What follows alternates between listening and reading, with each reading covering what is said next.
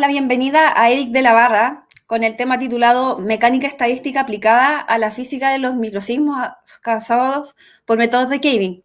Él es doctor en ingeniería matemática, magíster en matemáticas, magíster en física, licenciado en matemáticas, actualmente académico del Departamento de Matemáticas de la Universidad de La Serena y alumno de Derecho. Bienvenido, Eric. ¿Me ven? Sí. Ok. Hola, ¿qué tal? Eh, ¿Me han invitado? Bueno, gracias por ser considerado y bueno, vamos a lo que nos convoca. Ok. Eric, se escucha un poco con interferencia. Sí, a ver, Sí, el audio. ¿será el internet? Déjenme. Veamos. ¿Se escucha mejor o no? ¿O igual de mal? No, es el micrófono. Ah, es el micrófono. Sí, está como saturado. ¿Y ahí? Sí, ahí se escucha mejor, Ah, pero más perfecto, bajito. ya. Ok, Ya, ahí ok, está. de acuerdo. Bien, entonces, hoy voy a hablar de una herramienta que se utiliza en mecánica estadística llamada superestadística, ¿ya? Y cómo esto se puede aplicar a modelar la minería, o sea, la sismicidad inducida por la minería en una mina subterránea, ¿ya? Y bueno, al final de esta presentación vamos a ver una aplicación a datos reales, ¿ya? Bien, lo primero, ¿cierto? Hablar un poco de la minería, ¿cierto? Del tipo de minería que genera estos microsismos que vamos a modelar. Bien,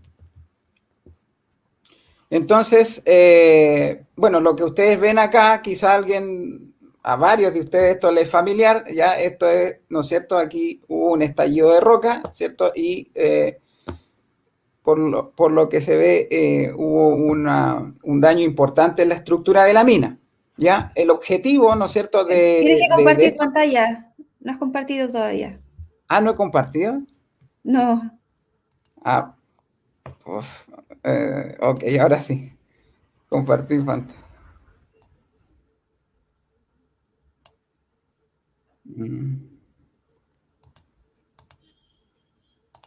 Ya, ahora sí.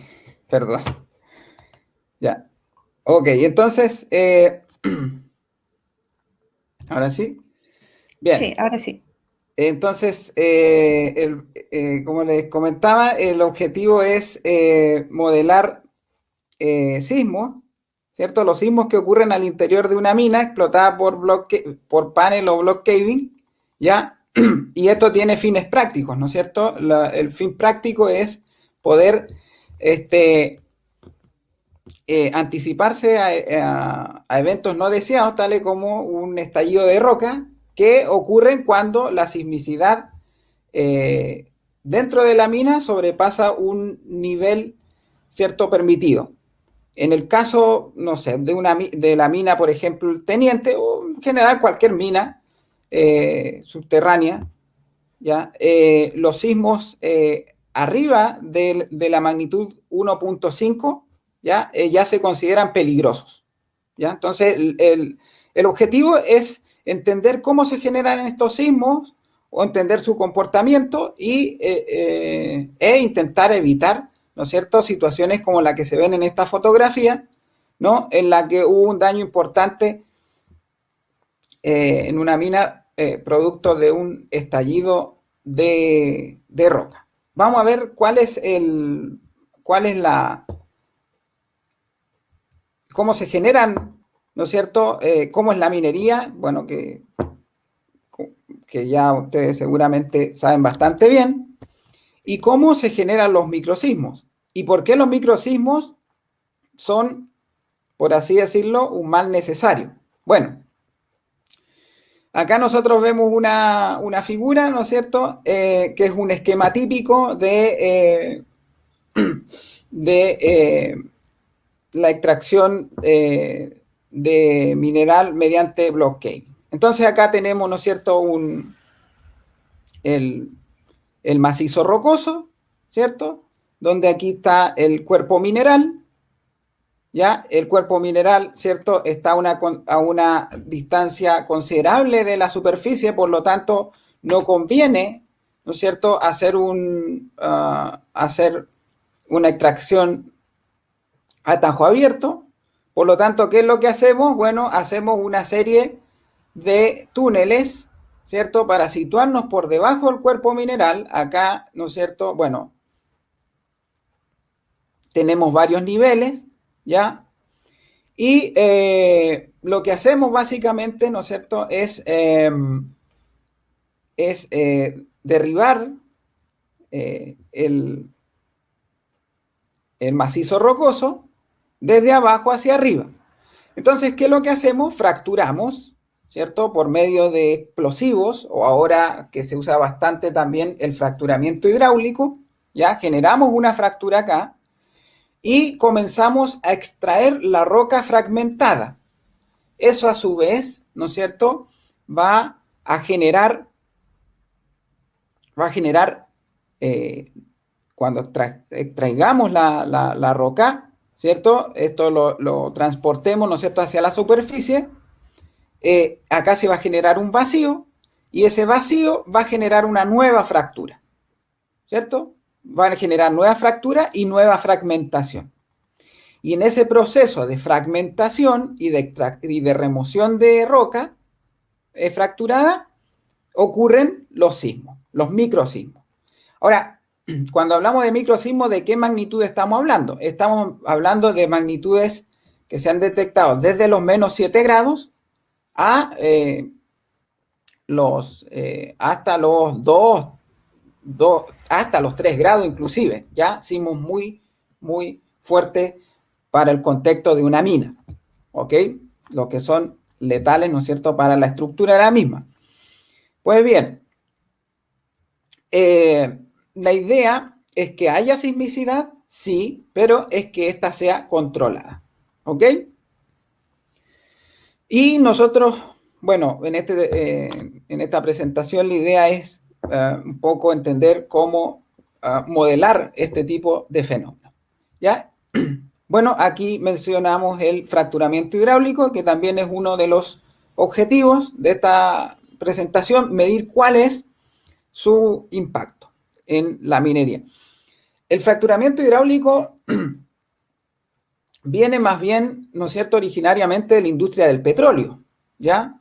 Donde lo que se hace es se inyecta agua a alta presión, ¿sí?, para generar, ¿no es cierto?, una fractura aquí y lograr la extracción del combustible, del gas, ¿ya? En el caso de la minería, ¿qué es lo que se hace? Se inyecta agua a alta presión, ¿para qué? Para prefracturar la roca, ¿ya? De modo que cuando yo extraiga ¿no es cierto?, remueva el material, ¿no es cierto?, la fragmentación de la roca sea la adecuada, ¿ya? Y para que y entonces, y lo que uno piensa es que al fracturar la roca con este fracturamiento hidráulico, la magnitud de los sismos que se producen serían menores comparado con el caso en el que no hay fracturamiento hidráulico. Entonces la idea es medir el impacto del uso del fracturamiento hidráulico. Bien, ahora, ¿cómo modelamos los sismos? Y aquí, ¿no es cierto?, aparece la conocida ley de Gutenberg-Richter, ¿ya? Seguramente algunos de ustedes por ahí la han visto, ¿ya?, o la han estudiado, donde tenemos la variable involucrada que es la magnitud, ¿ya? el, el número de sismos cuya magnitud es mayor que m, ¿ya? Y A y B donde estas cosas son parámetros, ¿ya? Pero de estos parámetros va a depender si los sismos son, ¿cierto? Son, son considerables o no, ¿ya? Ahora, esta ley de Gutenberg-Richter se puede escribir, ¿ya? Usando las distribuciones exponencial y Pareto. O sea, eso se puede traducir en esta forma, que probablemente ustedes este tipo de distribuciones ya lo estudiaron en cursos de estadística, ¿no? Y yo creo que les es familiar la, la forma de estas, perdón, de estas distribuciones. Bueno, por si acaso, voy a hacer aquí un dibujo para recordar, ¿no?, cómo son estas distribuciones. La exponencial, ¿no es cierto?, es así, ¿ya? Y la Pareto es, digamos, es decreciente también, pero decrece en forma más pronunciada que una exponencial, ¿ya? Bien. Entonces, a mayor magnitud, ¿no es cierto? A mayor magnitud, menor frecuencia de sismo. O sea, entre más grandes, más infrecuentes son los sismos, ¿ya? Bueno. Y bueno, acá se modela la magnitud y aquí el momento sísmico. ¿Cuál es la diferencia entre estas dos cosas? Bueno, la magnitud es un número, es una cantidad adimensional y el momento sísmico es una cantidad física que se mide en joules, por lo tanto es una energía. Bien, y estas dos cosas se relacionan entre sí por la ecuación de Kanamori, ¿ya? Entonces, lo que a uno le dan en la televisión, ¿no?, cuando dice el sismo de grado 5, grado 6, se refiere a la magnitud de momento, ¿ya? Pero eso se puede transformar y ver desde el punto de vista de la energía utilizando esta relación. Ahora, ¿cuál de estas relaciones es más precisa? Bueno, dependiendo de qué tipo de sismo estemos hablando, puede que la medición del momento sísmico sea mucho más precisa que la magnitud sísmica, ¿ya? ¿Por qué? Porque la magnitud generalmente se da a lo más con una precisión de 2 cifras decimales, ¿ya? Pero cuando estamos hablando de momentos sísmicos, o sea, de energía, ahí, ¿no es cierto?, la precisión es mucho mayor. Entonces hay un interés también en modelar, en vez de la magnitud, modelar el momento sísmico, ¿ya? Y eso es lo que hacemos en esta presentación, ¿ya? Vamos a hablar un poco de los procesos Poisson, ¿ya? Y los tiempos interevento. Entre la ocurrencia de un sismo y otro sismo pasa un tiempo. Bueno, ¿cómo modelamos ese tiempo que ocurre entre un sismo y otro? También mediante una distribución exponencial, ¿ya? Y cuando contamos el número de eventos ocurridos hasta un cierto tiempo, entonces aquí, ¿no es cierto?, esto da lugar a un proceso de Poisson, que es una cosa de esta forma, que es un proceso de conteo que uno llama, ¿ya? Y si uno quiere modelar la magnitud y, ¿cierto?, la magnitud de los eventos ocurridos hasta cierto instante t, aquí, ¿no es cierto?, se introduce el proceso de Poisson compuesto, ¿ya? Donde MI son las magnitudes de los eventos y N de T es el proceso de conteo. O sea, el número de sismos ocurrido hasta el instante T. Ya, pero esta ley de Gutenberg-Richter tiene ciertas limitaciones porque los datos experimentales se desvían de esas curvas que yo les dibujé anteriormente. ¿Bien?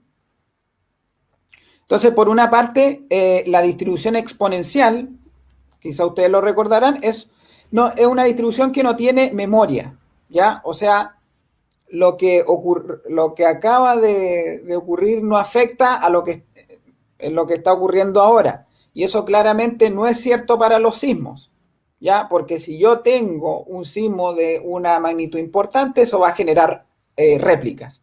Y por lo tanto, la distribución exponencial en ese aspecto no sería adecuada para modelar la ocurrencia de, la magnitud de los momentos, o mejor dicho, de las magnitudes sísmicas, ya las magnitudes de momento.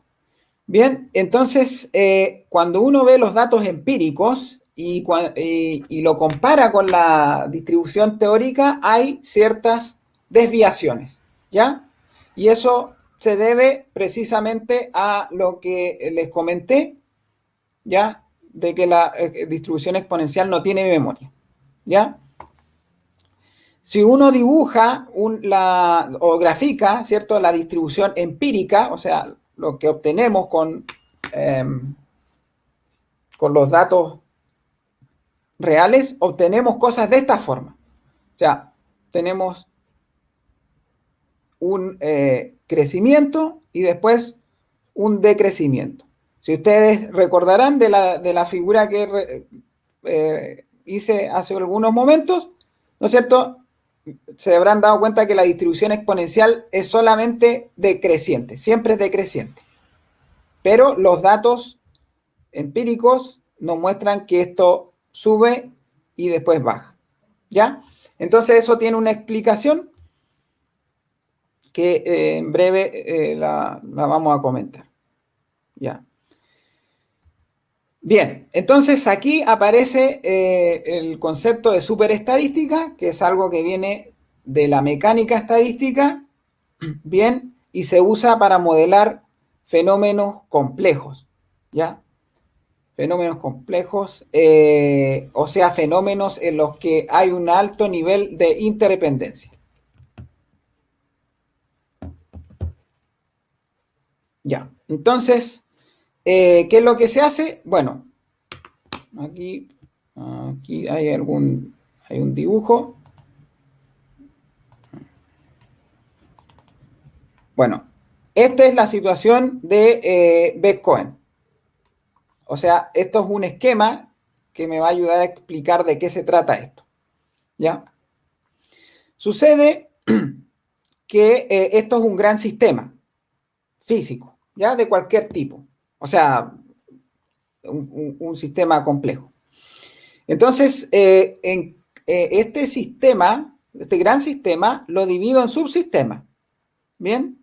Que son estas bolas que ustedes ven, ¿ok?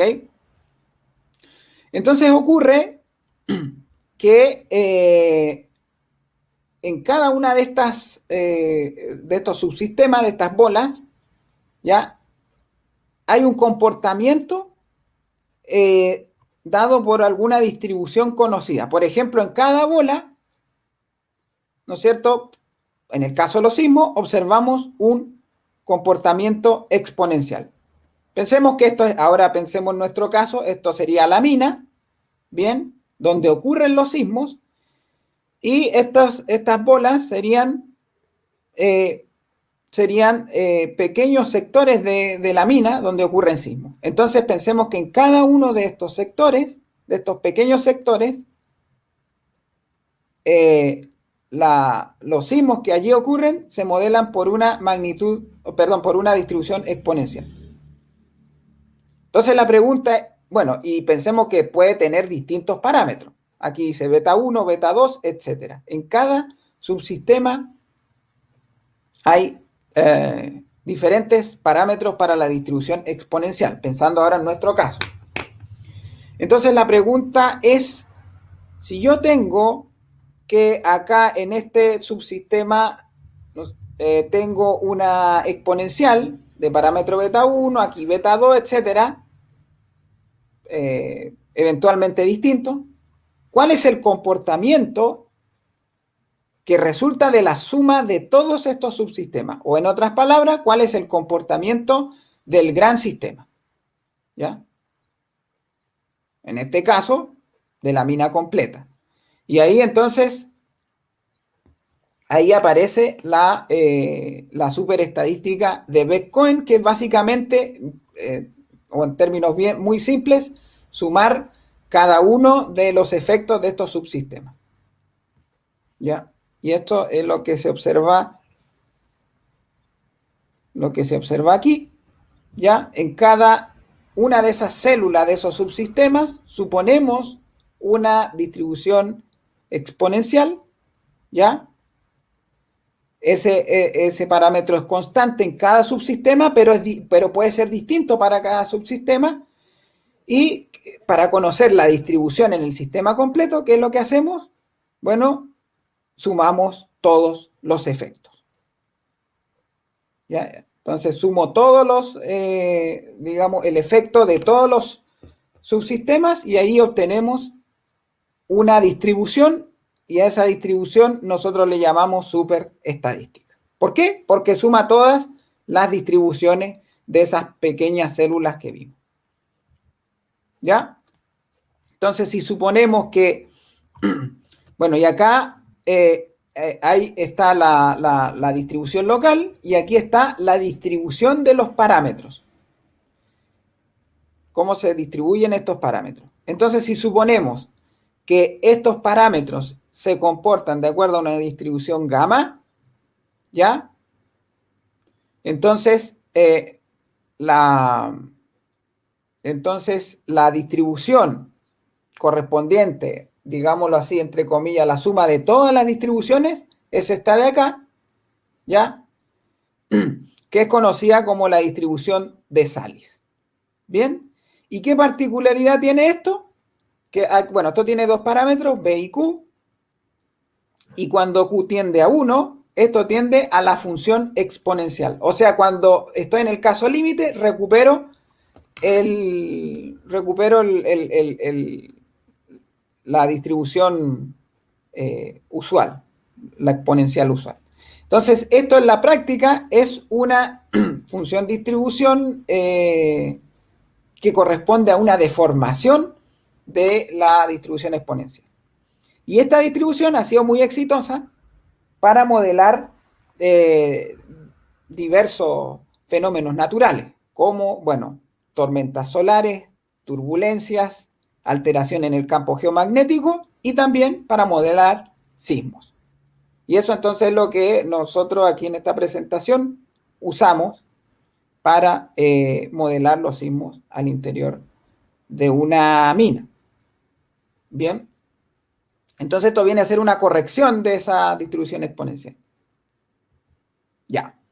Y ahora después aparece una otra distribución llamada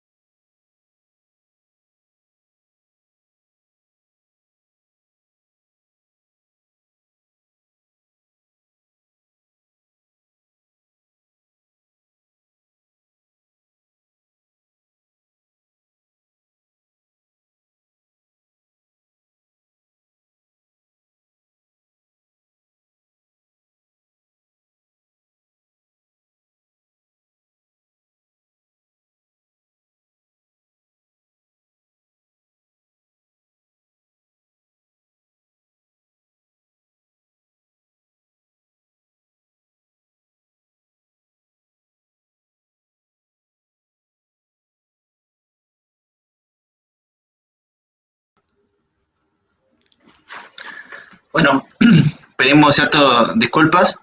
Hemos tenido un problema de conexión con el expositor, pero ya estaremos tratando de conectarnos con él, ¿ya? Por mientras, Rocío, ¿quién nos puede invitar para lo que sigue en la mañana? Bueno, hoy día en la mañana tenemos a Alex Ríos con el tema titulado Análisis técnico comparativo, base de metodologías Race Boring, Blind Hole, Box Hole, Black Rain, con estudio en el caso. Alex es ingeniero en ejecución de minas de la Universidad de La Serena, ingeniero civil de minas de la Universidad de Santiago de Chile, y con experiencia en la gestión y planificación de proyectos mineros y consultorías.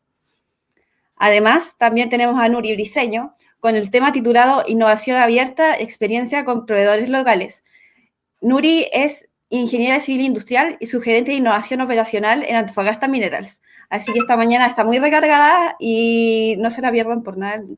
Excelente, excelente, Rocío. Tenemos una excelente mañana y también una excelente tarde, ¿cierto? Dentro de este seminario, con tremendos expositores en la tarde, con la experiencia, ¿cierto?, de Alberto Cortés, director del Departamento de Minas de la Universidad de La Serena, quien nos va a estar exponiendo sobre la actualidad de la minería. Y también con la exposición de la empresa SQM, ¿cierto?, con toda la actualidad, con sus proyectos sobre el litio. Y después tenemos, ¿cierto?, el cierre de nuestro seminario a cargo, ¿cierto?, de todas las organizaciones que han estado con nosotros.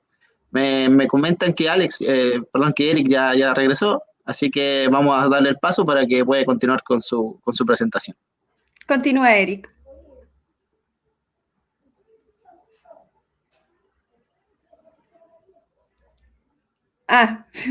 Todavía siguen con problemas técnicos, así que... Vamos a darle tiempo a Eric, ¿cierto? Comentándoles que el día de hoy tenemos una gran audiencia que está viendo a Eric, y ahí estamos, ¿cierto?, con Eric. Okay. Estamos de vuelta, Eric. Bueno, gracias. Continúa nomás con tu presentación. Ok, entonces, bueno, veamos dónde quedé. Creo que esto fue lo último que les comenté. Estoy compartiendo pantalla. Sí, ok. Bien, entonces, ya como les había comentado, estos microsismos son resultado de la actividad minera. Sin actividad minera no existen estos microsismos, por lo tanto se dice que son inducidos, ¿ya? Y estos sismos oscilan entre los -7 y los 3 grados. Bien, los sismos sobre los 1.5 grados son considerados peligrosos y ni los sismos de baja ni de alta magnitud son explicados por esta ley de Gutenberg-Richter. ¿Ya? Perfecto. Entonces, ¿qué es lo que hacemos? Bueno, como le había comentado hace una diapositiva atrás, cuando estamos hablando de sismos de una magnitud importante, ¿no? Estamos interesados en modelar las magnitudes, pero si modelamos los momentos sísmicos, tanto mejor porque son más precisos, ¿ya? Son más precisos. Bien, y para eso, ¿qué es lo que hacemos? Esta distribución de Mathai, ¿ya?, que es para las magnitudes sísmicas, la readecuamos para modelar momentos sísmicos. Y lo que hacemos es una transformación ahí, mediante una transformación ya logarítmica de esta cosa, y obtenemos acá lo que denominamos distribución Pareto-Mathai, ¿ya? Bien, y esto nos ayuda a modelar los momentos sísmicos, ya no las magnitudes. Bueno, y nosotros aquí aplicamos este modelo lo aplicamos a una mina aquí, que es la mina El Teniente, ¿ya? La mina subterránea de El Teniente. Bien, acá tenemos los distintos sectores. Sector 1, que corresponde al sector Reno, o Reservas Norte. Este sector 2, que corresponde al sector Esmeralda. Este es bloque 1, bloque 2 y Diablo Regimiento, ¿ya? ¿Por qué uno le coloca sector 1, 2, 3, etcétera? Bueno, generalmente lo hace por cuestiones de confidencialidad. Bien, y aquí nosotros observamos las distribuciones empíricas. ¿Ya? Entonces, ¿qué es lo que, bueno, si uno omite, por ejemplo, esto es para el sector reno, este es para el sector esmeralda y así. Entonces se ve un comportamiento más o menos parecido, ¿cierto? Si aquí uno omitiese este cuadrado pequeño, uno vería prácticamente una distribución que solo decrece, ¿sí? Pero si nosotros amplificamos esto acá, nos damos cuenta que la frecuencia de los sismos comienza a aumentar hasta cierta magnitud o hasta cierto momento sísmico, y después de ese momento sísmico esto comienza a decrecer.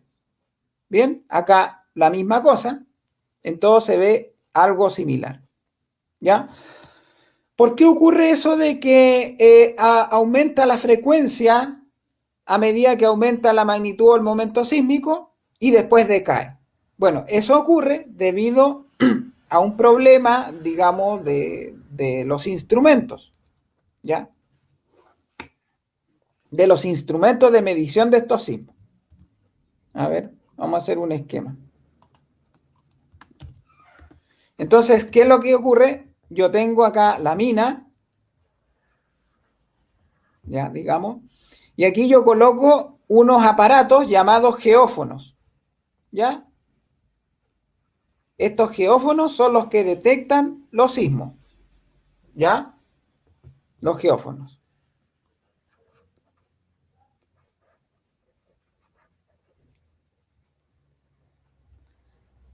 Bien, entonces, ¿por qué ocurre que la frecuencia comienza a aumentar y después disminuye? Si lo que nosotros esperamos es que siempre disminuya. ¿Por qué? Bueno, la razón de esto es porque estos geófonos tienen un límite, ¿cierto?, de precisión y de sensibilidad. Entonces, los sismos debajo de cierta magnitud, que le vamos a colocar MC, son detectados, pero solamente en una cercanía del geófono. Entonces, los sismos abajo de determinada magnitud son detectados, pero solamente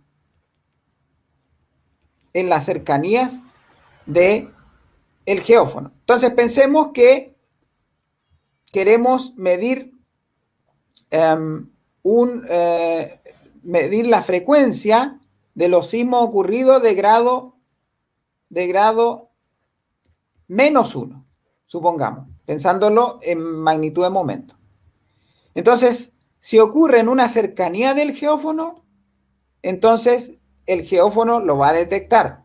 Pero si ocurre el sismo, ya este de magnitud -1, fuera del radio de detección de todos los geófonos, este no se va a contar. Y por eso es esa la razón por la que esta curva primero crece, ¿ya? Comienza a aumentar la frecuencia, perdón, a medida que aumenta la magnitud y luego decrece, ¿ya? Es por esa razón. Entonces podemos decir que debajo de esta magnitud en la que se alcanza el máximo de la distribución, podemos decir que debajo de esa magnitud las mediciones no son confiables, ¿ya? Y por lo tanto es importante determinar esta MC que escribí aquí, que se llama magnitud de completitud, que es a partir de la cual se cuenta el 100% de los eventos o de los sismos ocurridos en un volumen dado, ¿ya? Y aquí que viene la importancia de esta distribución de Mattei. ¿Por qué? Porque la distribución de Mattei tiene esa característica de que sube y baja y por lo tanto podemos ajustar esta distribución de Mattei a estos datos experimentales considerando todo el espectro de magnitud o de momento sísmico, como ustedes quieran. ¿Ya? Pues bien, y aquí están los ajustes, ¿ya? Para cada uno de los sectores, pero aquí lo que se está ajustando es lo que se está ajustando aquí son las distribuciones acumuladas, ¿ya? La función de distribución acumulada. Bien, que es lo que uno ve en los cursos de probabilidad, qué sé yo, y es la F grande que uno dibuja, que uno escribe. Bien.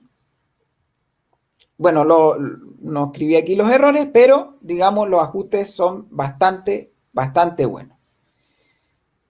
Entonces, esta distribución de Mattei, digamos, se ajusta a la totalidad de los datos observados. A la totalidad de los datos observados. Y eso nos ayuda ¿a qué? A determinar la magnitud de completitud, que es donde se alcanza el máximo acá. Por ejemplo, acá está muy pequeño, pero digamos acá más o menos la magnitud de completitud sería, según lo que dice aquí, 2 por 10 a la 6. ¿Ya? 2 por 10 a la 6, eso en energía. Entonces, debajo de ese momento sísmico, los eventos registrados están siendo subcontados, ¿ya? No,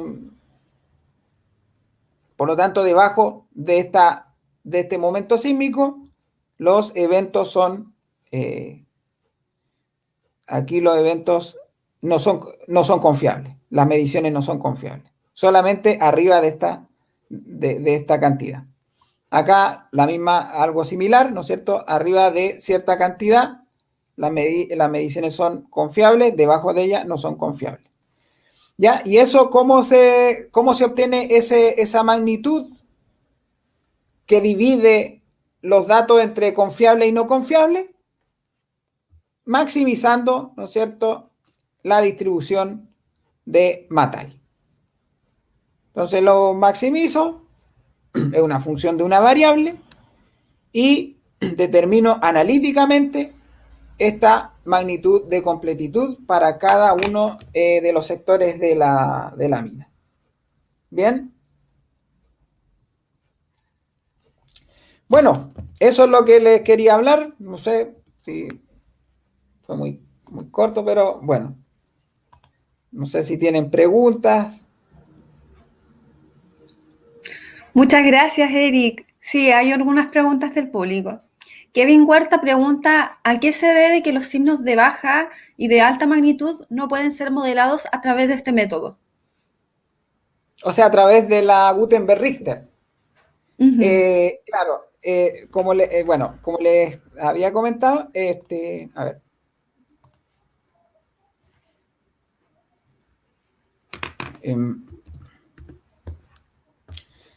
Lo que pasa en la parte baja, la ley de Gutenberg-Richter es, digamos, la distribución exponencial, básicamente. Esa de ahí, ¿ok? Ese es Gutenberg-Richter. ¿Ya? Ahora bien, ¿qué observa uno en los datos empíricos? Lo que vimos recién, que se sube y después baja.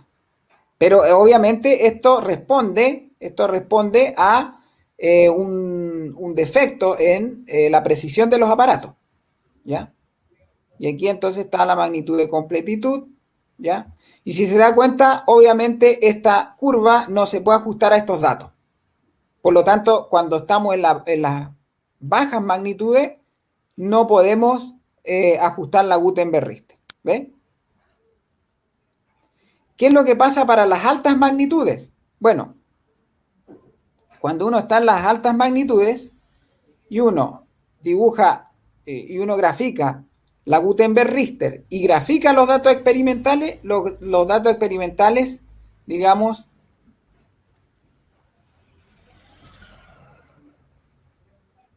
se muestran desviados de la Gutenberg-Richter, ¿ya? Y esa desviación se explica con esta idea de la superestadística, o sea, con esta distribución, la distribución de Salis. O sea, elevado a 1 sobre 1 menos Q, ¿ya? Entonces, esa distribución, la de Salis, es la que ayuda a explicar esa desviación de los datos. ¿Y eso por qué se produce? Bueno, la cuestión física que habría detrás es esta idea de los subsistemas, ¿ya? En cada uno de estos sistemas, digamos así, vale la ley de Gutenberg-Richter, pero en el conjunto no vale la ley de Gutenberg-Richter, tengo que sumar los efectos de cada uno de estos subsistemas, y entonces ahí que obtengo la distribución de Salis, esa de ahí, ¿ya? Entonces, ¿y esto qué provoca? Este Q, al ser más grande, hace que los eventos más grandes sean más probables que lo que tiene presupuesto la ley de Gutenberg-Richter. Entonces, la ley de Gutenberg-Richter, en ocasiones, ¿qué es lo que hace? Subestimar la ocurrencia de grandes sismos. Y eso se corrige con esto, con esta distribución de Salis. Por eso que en las partes bajas, la Gutenberg-Richter no sirve, y digamos, para ajustar los datos experimentales, y en la parte alta de las magnitudes también hay defecto. ¿Y cuál es la principal consecuencia de ese defecto? Es que se subestimen la ocurrencia de sismos de gran magnitud. Y eso obviamente es nefasto, porque esos son los sismos que más interesados, en los que más interesados estamos. Los sismos de gran magnitud que pueden producir, en el caso de los microsismos, el daño de la estructura de la mina, el cierre temporal de la mina, y en el caso de los sismos naturales lo que puede producir, ¿no es cierto?, es la, bueno, destrucción de infraestructura, de casas, en fin, una serie de cosas, ¿no? Entonces, ahí radica la importancia también, que esta distribución ayuda a mejorar la estimación de la ocurrencia de sismos de gran magnitud. Ahora, aclarar que hablamos de gran magnitud en una mina, en eventos, cuando los eventos son mayores que 1,5, ¿ya? Cuando el evento es mayor a 1,5, ahí hablamos de un sismo o de un microsismo de gran magnitud o de magnitud considerable, pero obviamente en la escala natural esto no hace nada, ¿ya? En la escala natural, ¿no es cierto?, hablamos de grandes sismos, arriba de 6, 7, 8, ¿bien? Pero en una mina, arriba de 1,5, ya estamos hablando de grande, y es allí donde la Gutenberg-Richter subestima esto, la ocurrencia de estos sismos. Eso es peligroso. Entonces, esa es más o menos la explicación. Bueno, otra pregunta la dice Camila Órdenes. Dice, ¿qué te motivó, Eric, siendo un excelente matemático, a aplicar todo este conocimiento a la minería? Bueno, lo de excelente matemático no sé, pero bueno, a mí lo que me gusta es intentar darle una aplicación a estas cosas, a la matemática, ¿no? Entonces, bueno, y como yo hice el doctorado en ingeniería matemática, la idea es un poco aplicar la matemática a problemas reales. Uno de esos problemas son estos, los microsismos, ¿ya? Hay otros problemas también, hay muchos problemas, digamos, que se dan en la minería y en las que se puede aplicar matemática. Bueno, otro asunto que en lo que trabajé es en la planificación minera, ya donde uno utiliza, ¿cómo se llama? Bueno, si alguien está interesado puede ahí ver ahí puede googlear, ¿no?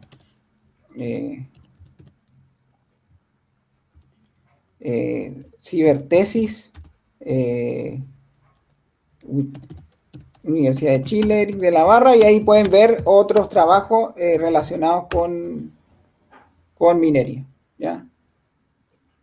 Ahí está abierto, así que si alguien está interesado, puede, ¿no es cierto? Digamos, ya es otro tipo de problema porque lo de recién era un enfoque físico, ¿bien? Era un enfoque físico. Esto es un enfoque desde el punto de vista de la investigación de operaciones, desde el punto de vista de la ingeniería industrial, ¿ya? Cómo lograr ganancias óptimas en un negocio minero, también considerando el riesgo sísmico, pero ahora desde el punto de vista económico. ¿Qué me motivó a aplicar la matemática? Bueno, no sé, pues, hay matemáticos puros y yo soy más bien aplicado, ¿no? A mí me gusta lo aplicado. No sé Con si respecto a tiene... eso, Sergio Álvarez pregunta, ¿cuáles son los futuros aportes que nos pueden entregar las matemáticas al sector minero? ¿Cuáles son los...? Bueno, Bueno, podríamos hablar más generalmente de la matemática y la física. ¿Ah? Bueno, respecto de este trabajo, ¿no?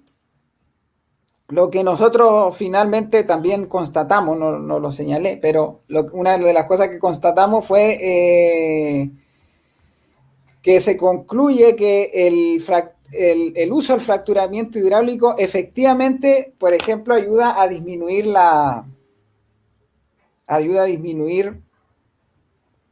ocurrencia de grandes sismos, lo que es muy bueno porque eso permite mejores tasas de extracción, ¿ya? Mejores tasas de extracción y también, ¿no es cierto?, produce menos accidentes, ¿ya? Entonces, bueno, eso, digamos, es un aporte, entender el fenómeno y bueno, otro gran aporte respecto de esto, ¿ya? Tiene que ver con explicar este fenómeno, ¿ya? Este fenómeno, pero desde el punto de vista de mecánica de roca, ¿ya? Ahí, actualmente, hasta donde yo sé, no hay un modelo, no existe el modelo para describir esta situación acá del fracturamiento de la roca y de cómo la fractura se ramifica dentro del macizo rocoso. No hay un modelo mecánico, ¿ya? Nosotros usamos un modelo de la mecánica estadística, ¿ya? Pero la mecánica estadística, como quizá alguno de ustedes sabrá, no es una mecánica, o sea, no es una rama de la física, ¿ya? Que se explique, digamos, a través de leyes constitutivas de la física, ¿ya? Sino que es una cuestión, una aproximación estadística, funciona muy bien, ¿ya? Pero hay un interés en modelar esto, pero ya ahora desde el punto de vista mecánico. Y respecto de eso, yo sé que hay gente de la Universidad de Chile trabajando en eso, no sé los estados actuales, pero esto sí, por ejemplo, entender esto desde el punto de vista mecánico ayudaría muchísimo, ¿ya? Porque, bueno, hace un par de años, cuando se está desarrollando el nuevo nivel mina en el Teniente, ocurrieron varios problemas, ¿ya? Sucede que, por ejemplo, fracturaban roca, ¿ya? y se generaban sismos en donde no se esperaba. Entonces, entender ese tipo de fenómenos es muy importante, ¿ya? De hecho, se paralizaron se paralizaron durante un tiempo, no sé en qué estará ahora, las faenas en este nuevo nivel mina por este comportamiento extraño de la sismicidad. O sea, yo fracturaba en un sector y se producían sismos a veces violentos en sectores donde ni siquiera se esperaba. Entonces, estudiar esto es importante para, bueno, salvar vidas o que no ocurran accidentes, salvar, ¿no es cierto?, la viabilidad económica de los proyectos mineros, porque si ocurre un gran daño, ¿no es cierto?, no es muy bueno. Pero esto es simplemente una parcela, es una pequeña, o sea, es una pequeña muestra de las muchas aplicaciones que puede tener la matemática y la física a la minería. Lo otro que le comentaba era desde el punto de vista de la investigación de operaciones, cómo maximizar la ganancia, o mejor dicho, el valor presente neto, para decirlo en un lenguaje, ¿cierto?, más técnico, cómo maximizar el valor presente neto de un proyecto minero, considerando escenarios de mediano y largo plazo, ¿ya? Eso también da lugar a problemas matemáticos. Otro problema que ustedes probablemente ya estudiaron es el PIT óptimo, ¿cierto? ¿Cuál es en el caso de una mina a tajo abierto, cuál es el PIT, ¿no?, que maximiza mi ganancia? Y ahí uno hace unos modelos de bloques, ¿cierto? Y resolviendo un problema de optimización matemática, uno llega a un PIT óptimo. O sea, digamos, cuál es la forma de explotar que maximiza mis utilidades. Con respecto a eso, Kevin Huerta pregunta, y con el ajuste Gutenberg-Richter en mina del Teniente, ¿desde qué magnitud puede ser aplicada? ¿O depende de cada unidad de explotación? Depende de cada sector, porque como ven acá, aquí, ¿no es cierto? Acá, para cada, bueno, ahí no está muy chico, pero para cada sector uno obtiene parámetros distintos de ajuste. Por ejemplo, acá B es 2.4, ya, por 10 a la menos 3, este es 4.58, ya, van variando los parámetros de acuerdo al sector. Cada sector tiene su particularidad, ¿ya? No obstante, dicho lo anterior, hay que recalcar que arriba de ciertas magnitudes considerada ya peligrosa, 1,5, hay diferencia entre la ley de Gutenberg-Richter y esta distribución de Sally o de Mattei en su caso. Bueno, Eric, te agradecemos la presentación. Muchas gracias por la dedicación y excelente trabajo. Ahora los dejo invitados a que revisen sus correos. Está el próximo link de la próxima charla y nos vemos en unos minutos. Bueno, muchas gracias por la invitación y espero que le haya interesado lo que se expuso.